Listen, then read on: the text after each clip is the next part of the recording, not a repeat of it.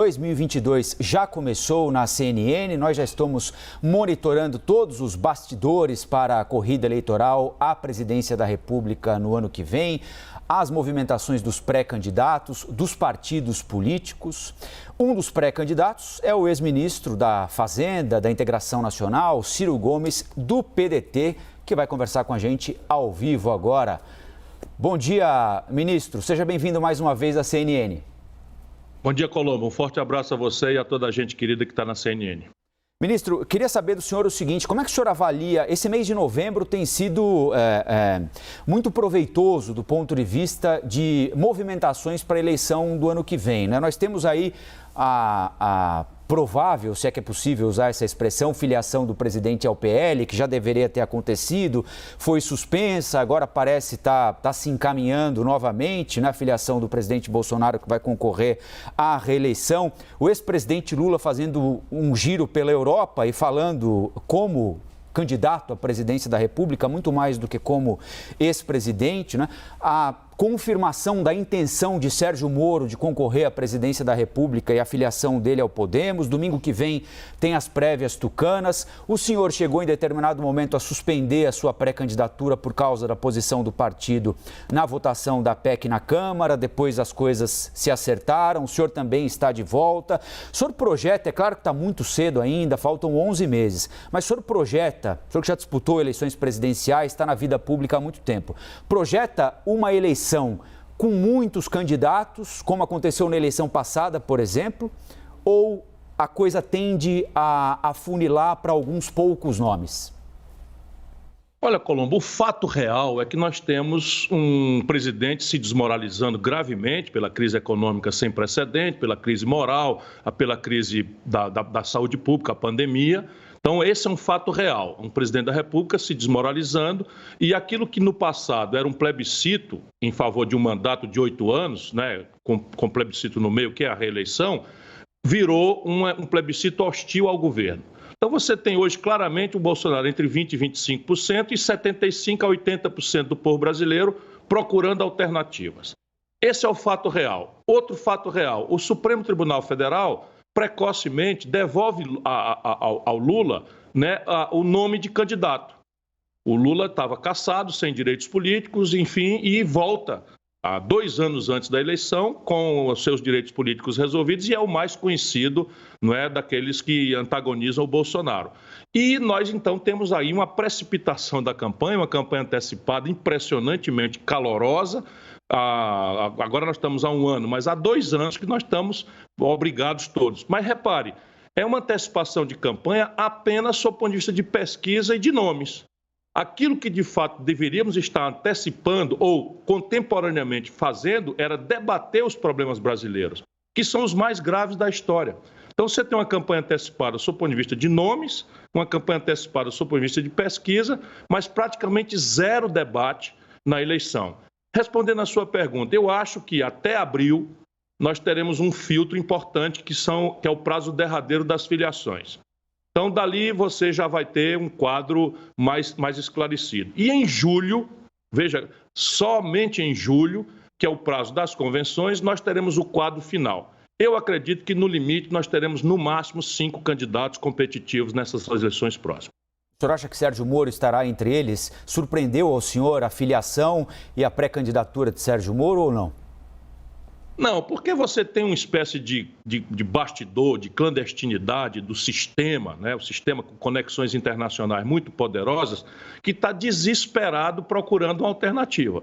E a bola da vez agora, todo mundo vai assistir, é a tentativa de forçar uma mão e de trazer uma pessoa que simplesmente não tem vivência nenhuma. Né? Você pode ter toda a qualidade do mundo, mas mesmo como juiz, revelou-se um juiz incompetente, e isso quem declara é o Supremo Tribunal Federal, incapaz de fazer com equilíbrio, com isenção, um processo que acaba devolvendo a impunidade para um governo que foi um dos mais corruptos da história brasileira, que é o governo do Lula. Não dá para disfarçar que a ladroeira foi generalizada, Gedel, Palocci, Michel Temer, Romero Jucá, isso tudo é uma quadrilha que o Lula levou para o centro do poder brasileiro e o Sérgio Moro acabou garantindo a impunidade dessas pessoas todas porque trocou os pés pelas mãos e ao invés de ser um juiz severo e equilibrado, foi um politiqueiro banqueiro que usou a magistratura para sua ambição desmedida. Agora, qual é a proposta que ele tem, pelo amor de Deus, brasileiro, meu irmão, brasileiro, minha irmã? Qual é a compreensão que o Sérgio Moro tem do drama social brasileiro, do desemprego em massa, da informalidade selvagem,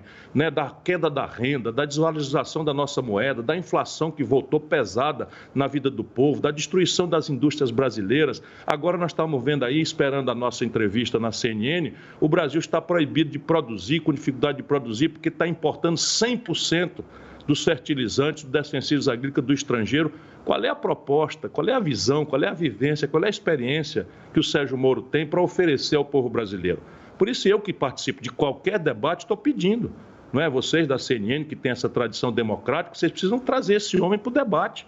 Não é possível que nós vamos aceitar que um cidadão como o Sérgio Moro venha para o processo eleitoral explorando de forma mentirosa essa justa angústia que o povo brasileiro tem contra a corrupção.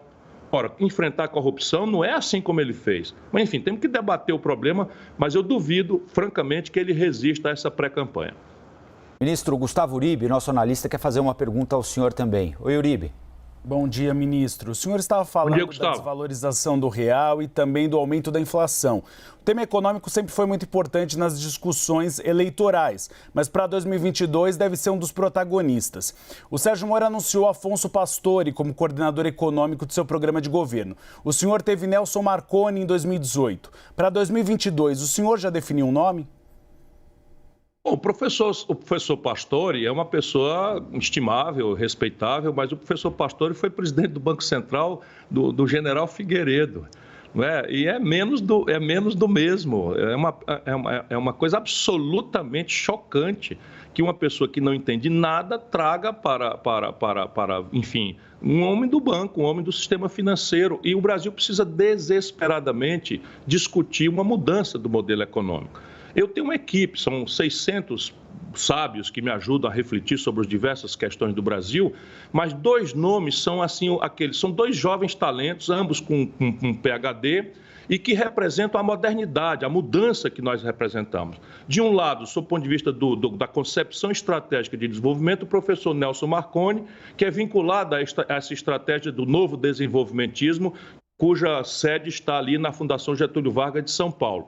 E o professor Mauro Benevides Filho, que é PhD em Vanderbilt, nos Estados Unidos, que domina como nenhum outro brasileiro a questão das finanças públicas. Portanto, esses dois nomes, eles são perfeitamente simbólicos daquilo que eu pretendo reunir para mudar o modelo econômico brasileiro e o modelo de governança política, que trouxe a corrupção, a fisiologia e o clientelismo ao centro da estratégia política brasileira e que gerou uma tragédia.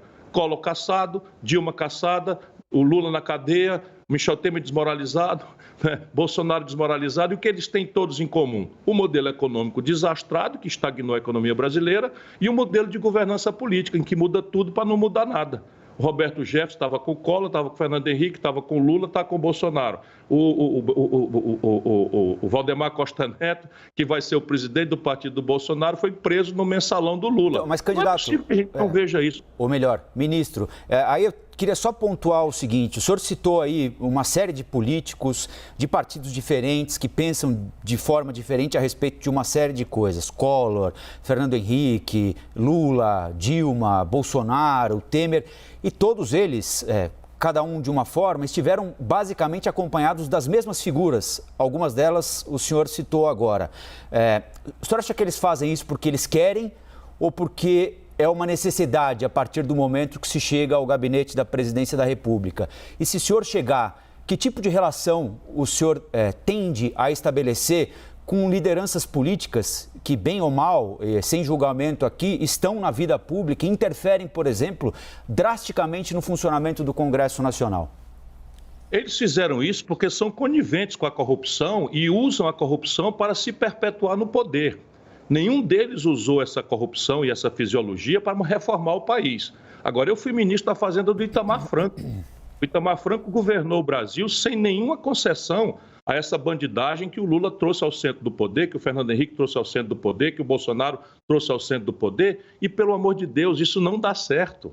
Bolsonaro está desmoralizado, o Fernando Henrique e o PSDB nunca mais ganharam eleição nacional, o Collor foi cassado, o Lula foi parar na cadeia, a Dilma foi cassada. Isso é a ciência do fracasso. Eu não estou dizendo que é fácil, mas eu sou um homem muito vivido. Eu mesmo já fui deputado federal mais votado do Brasil, fui governador de estado, fui prefeito de uma capital e sempre governei com amplas e folgadas maiorias. Por quê? Porque a negociação é legítima. Agora, o que se negocia e como se negocia e em que linguagem se negocia é a proposta de mudança que eu estou fazendo. Então, qual é a minha ideia? Ao invés de fazer uma negociação para a renitência da permanência no poder, eu pretendo propor a reforma que o país precisa nos 6 primeiros meses de governo. Porque esse é o tempo crítico em que a autoridade do presidente está recém-constituída pelo povo. Eu proponho que essa negociação seja feita ao redor de um novo pacto federativo, em que os governadores e prefeitos serão chamados para intermediar esse novo desenho do Pacto Federativo, que está fracassado hoje no Brasil, os estados estão quebrados, os municípios quebrados e o povo pagando caro pela precariedade das questões do serviço público. Se eu alargar essa interlocução, eu não vou precisar negociar bandidagem, roubalheira, fisiologia, vamos dizer, apropriação da Petrobras como um espaço de roubalheira chocante, como aconteceu no Brasil. Ministro, a Basília Rodrigues, também nossa analista de política, quer fazer uma pergunta ao senhor. Basília. Oi, ministro Ciro Gomes, tudo bem? Muito bom dia. Bom dia, Basília. Espero que esteja se cuidando. Estou sim, estamos todos. Não é a primeira vez que o senhor está aí como pré-candidato à presidência da República, né? Então, não é um jogo novo, né?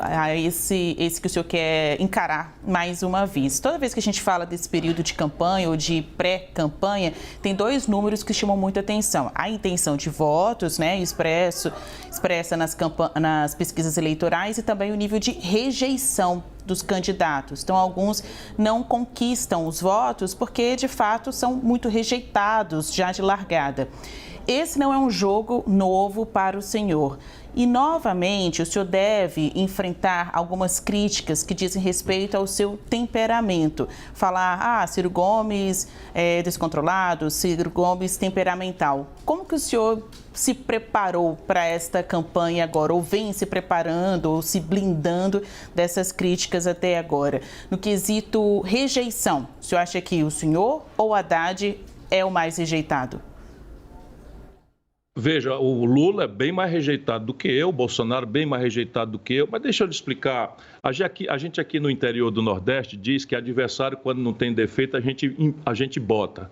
Então, veja, num país em que a ladroeira virou a característica da política, em que a incompetência virou, infelizmente, a marca de uma era inteira em que o país está estagnado, com problemas explosivos no desemprego, na informalidade, na perda da renda, na inflação, vou repetir isso o tempo todo, que é isso que nós precisamos debater. Eu fico até honrado e feliz de que o defeito que os meus adversários atribuem a mim é de ser uma pessoa temperamental.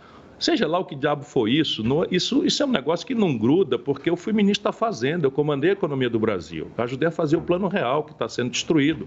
Eu governei um estado e fui o mais bem avaliado governador do país na minha época. Eu governei uma grande capital, a 5ª do Brasil, e fui também o melhor prefeito de capital no país. Eu fui deputado federal, fui deputado estadual. Se eu fosse esse doidão, não é, que os adversários querem colocar, certamente eu não teria sobrevivido. E nunca respondi por nenhuma acusação de corrupção nessa já longa e experimentada vida pública.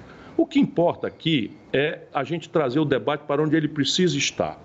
E é assim que eu vou lidar com os meus adversários. Enfim, respeitosamente, eu vou dizer basicamente que o único candidato, isso não é nem um mérito meu, é uma tragédia da política brasileira, que está propondo uma mudança do modelo econômico e do modelo de governança política, sou eu. Por que razão? Porque o Lula pratica o mesmo modelo do Fernando Henrique, o mesmo modelo do Michel Temer, o mesmo modelo que é câmbio flutuante, superprimário, meta de inflação e esse agora famigerado teto de gastos. Se vocês aplicarem um questionário, por exemplo, sobre a política de preços da Petrobras, que é um verdadeiro assalto à mão desarmada, ao bolso da economia popular brasileira, o único que está denunciando sou eu. Por quê? Porque eu sou o único que não tem compromisso com esse grande pacto, né, de exploração do povo brasileiro, que é destruído na sua base de produção e de trabalho para fazer a riqueza de 5 pessoas. Só no Brasil, 5 pessoas acumulam a renda dos 100 milhões de nacionais mais pobres. E eles são muito poderosos e vão fazer o diabo com as suas conexões estrangeiras, também muito poderosas e clandestinas, para desqualificar o que eu estou propondo ao povo brasileiro. Continuamos, então, conversando ao vivo com Ciro Gomes, pré-candidato do PDT à presidência da República. Agora lhe faço também uma pergunta. Elisa, falando aqui com o senhor, bom dia. Quero lhe ouvir a respeito da PEC dos precatórios. Do ponto de vista de quem tem fome, ministro, a PEC dos precatórios, ou ao menos a fonte para tirar o dinheiro, seria indiscutível. Quem tem fome tem de tirar a sua fome, então eles querem uma solução para acabar com essa barriga vazia. Só que do ponto de vista da ferramenta que o governo federal encontrou ou propõe encontrar a fonte para bancar o aumento do Auxílio Brasil no valor de R$ 400, quando a gente fala da alternativa encontrada ou proposta, aí a gente entra num campo espinhoso. E quando a PEC estava sendo votada pelos deputados, agora está já na mão dos senadores, mas quando foi votada pelos deputados, o senhor se pronunciou, dizendo, opa, para lá. Integrantes do PDT votaram a favor e eu sou contra esse posicionamento. Inclusive, se o partido não mudar esse posicionamento, posso tirar os meus pés de dentro dessa pré-candidatura. Eu quero lhe ouvir a respeito disso, então. Mudou-se o cenário dentro do partido e agora o senhor está um pouco mais satisfeito com o posicionamento, ao menos para o que deve vir entre os senadores? Sim, deixa eu repetir isso que você falou, que é o que de fato está em debate. Uma mera decretação de estado de calamidade pública, que é de fato do que se trata, a fome que atinge 30 milhões de brasileiros, a fome aberta, desbragada, porque a subnutrição está atingindo mais da metade do povo brasileiro, 129 milhões de pessoas vão comer precariamente hoje no Brasil. Apenas 1/4 das crianças brasileiras fazem as 3 refeições diárias. Então, a questão da fome é uma calamidade grave que está se aprofundando no Brasil e basta um decreto, vamos dizer, reconhecendo essa calamidade e uma medida provisória criando um crédito extraordinário que o Congresso Nacional aprovaria com regime de urgência para você pagar, especialmente por um exercício só, como é a proposta do Bolsonaro, essa sucessora do Bolsa Família, o tal Auxílio Brasil. Portanto, é uma grosseira mentira que você vai colocar com status constitucional um calote absolutamente deplorável em que você vai tirar sentença transitada em julgado. Isso não existe.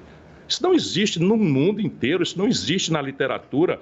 O Congresso brasileiro, a Câmara Federal apodreceu, a maioria dos deputados federais virou uma maioria de assaltantes junto com a quadrilha Bolsonaro. E aí você estabelecer que com a sentença transitada em julgado não vai mais ser paga, para você usar o saldo contábil disso, porque é saldo contábil, não é o dinheiro, para pagar por um ano e apenas por um ano uma política pública de renda mínima que tem que ser definitiva, isso é uma coisa que não é tolerável.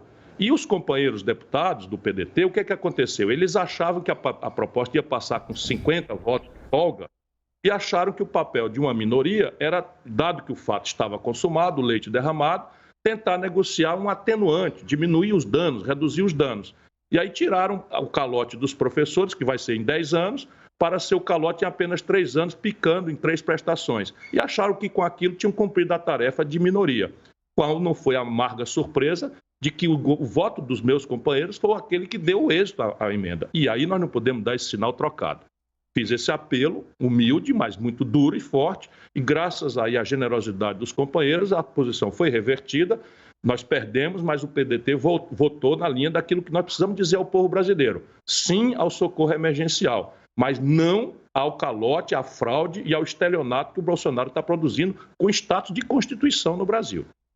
Ministro, para a gente encerrar, queria saber do senhor sobre um encontro. Conversas acontecem, né? Entre adversários, aliados, gente que foi aliado deixou de ser, gente que foi adversário deixou de ser. Então, quanto a isso, nenhuma estranheza, né? Mas houve um encontro do presidente do seu partido, Carlos Lupe, com o Fernando Haddad, que é pré-candidato ao governo de São Paulo pelo PT. E Fernando Haddad disse o seguinte: não teria nenhuma razão para não conversar com ele, se referindo ao senhor. PT e PDT estão juntos no Ceará. PT e PDT podem estar juntos em outros estados. No Maranhão, há negociações com o PDT. Então, por que não conversar também em São Paulo? No plano nacional já está muito claro, o senhor tem um caminho, o ex-presidente Lula tem outro caminho. O senhor acha possível partilhar palanques com o PT em estados importantes do país, assim como acontece aí no Ceará?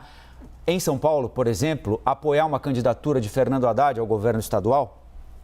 Colombo, sempre foi assim na tradição ultrafederativa e multipartidária, até na conta do abuso do Brasil.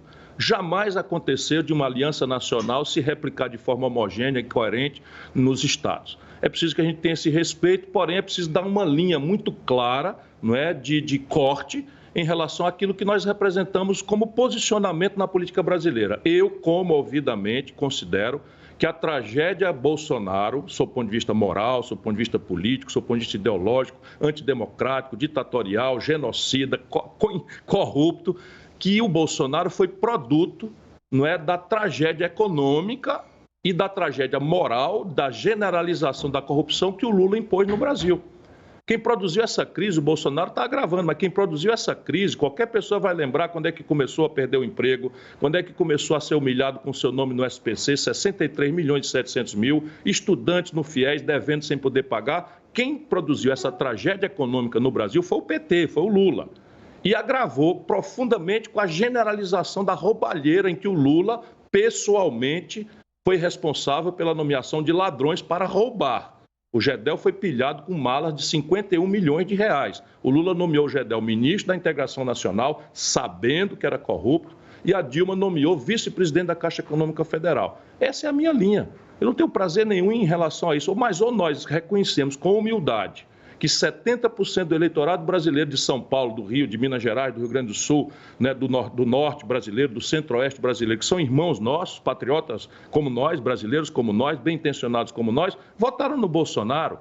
E o PT chama esse povo de gado, de fascista, e eu estou noutra. Eu quero, com muita humildade, chamar esse povo para dizer a ele, olha, vocês têm toda a razão de terem protestado, se enganaram porque o Bolsonaro é um 71, é um estelionatário, e nós precisamos reconciliar o Brasil ao redor de um novo projeto. Não é possível, o Lula já mandou no Brasil por 4 eleições. Será que a gente não tem direito a dar oportunidade a outro projeto, a outro modelo, a uma outra experiência? É tudo que eu peço ao povo brasileiro que pare para pensar. Ministro, muito obrigado pela entrevista aqui para a CNN. Bom dia ao senhor e até a próxima. Bom dia, até a próxima. Muito obrigado a vocês pela democrática oportunidade. É raro que a imprensa brasileira dê uma oportunidade a um homem contra o sistema como eu. Obrigado a vocês mais uma vez.